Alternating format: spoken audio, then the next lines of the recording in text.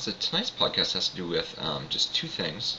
One is the atomic number, one is the mass number, and how those two numbers affect what's called isotopes. And isotopes is where Dalton was incorrect. He said all atoms of a given element are identical, and because of isotopes, atoms are not identical. Alright, so again, we're going to start out with atomic number.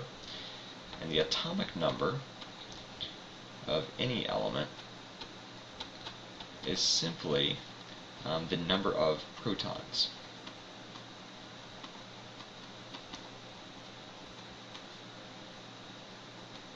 And the atomic number is found on the periodic table. It is the whole number on the periodic table.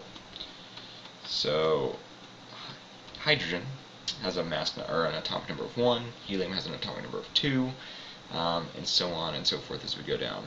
Beryllium 3, so on and so forth. So whole number on PT. And by PT we're just doing periodic table. So again, atomic number, number of protons. If you have 8 protons, you have oxygen. If you have 10, you have neon. But the atomic number tells us the element because it tells us how many protons it has. The next thing is going to be mass number.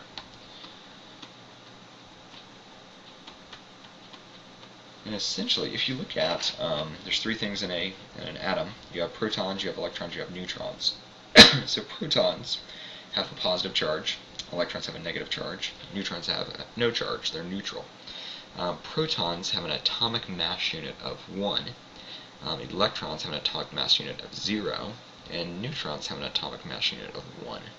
So because protons and neutrons have mass, if we take the sum of those, we have the mass number.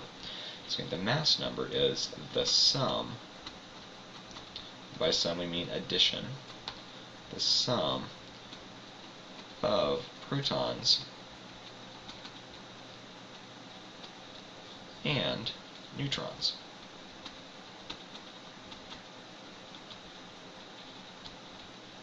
Right? So again, mass number, sum of protons and neutrons. Next thing is, we just want to define isotopes. So again, isotopes are why Dalton was incorrect with his second tenet. Okay? So isotopes are elements. Or we might even say atoms. We're going to change it to atoms. Atoms with the same atomic number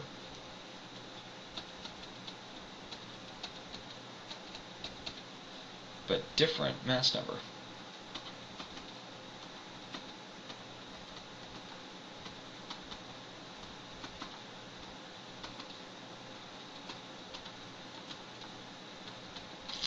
Or really, you can translate this. You might have it in your notes this way as well. Same number of protons, so it's the same element, but different number of neutrons. Okay? So elements or atoms with the same atomic number, which means the same number of protons, but different mass number. And if the protons are staying the same, the mass number is different because the neutrons are changing. Alright? The last thing I want you to know how to do is what's called isotopic notation. Alright? And isotopic notation is simply this. That's the element symbol. So we're talking about nitrogen. And nitrogen, if you look on the periodic table, has an atomic number of 7. And then up here on top, I'm going to put a 15. Alright, let's go 16. So there's a 15. Alright, so the number in the bottom left is the atomic number. And the number on the top is the mass number. And then N is obviously the element we're talking about. So if we wanted to find out the number of neutrons, the mass number doesn't tell us specifically the neutrons because the mass number is protons plus neutrons. And if we know the atomic number, we know the number of protons. So neutrons is really equal to mass number minus atomic number. Alright, and the atomic number you can always get from the periodic table. So we're going to do a little bit of practice down here. And there's a table. Silver, we know its symbol. It is capital A, lowercase g. And then Z is the atomic number. we put atomic number. A stands for mass number.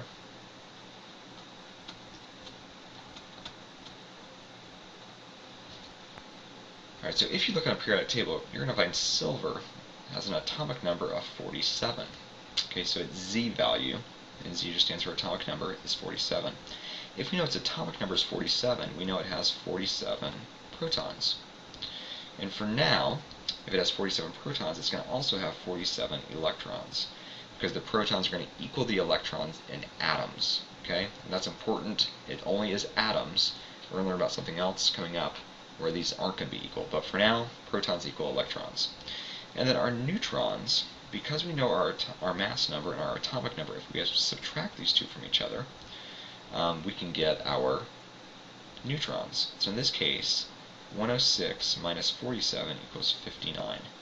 So our isotopic symbol is Ag,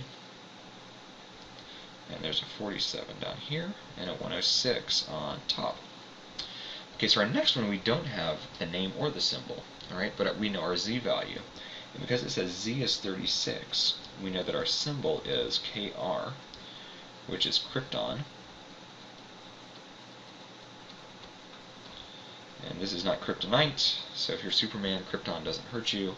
But Krypton, it's a noble gas. And again, if we have our Z, we know our number of protons. And if we know our protons, we also know our electrons.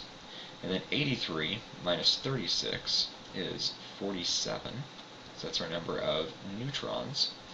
And our symbol is going to be Kr. Its atomic number was 36, and its mass number was 83. And our last one, we have the mass number, and we have the symbol. All right. So tungsten is element with the symbol W, and its atomic number is 74. And tungsten, Tungstn, and its German name is Wolfram, which has the symbol W. And if we know atomic number, we know protons, so it's 74. And if we know protons, we know electrons. And if we subtract 74 from 185, we get 111. So our symbol this time is W, with a 74 atomic number and 185, mass number. So that's atomic number, mass number, isotopes, and I think that's it. All right.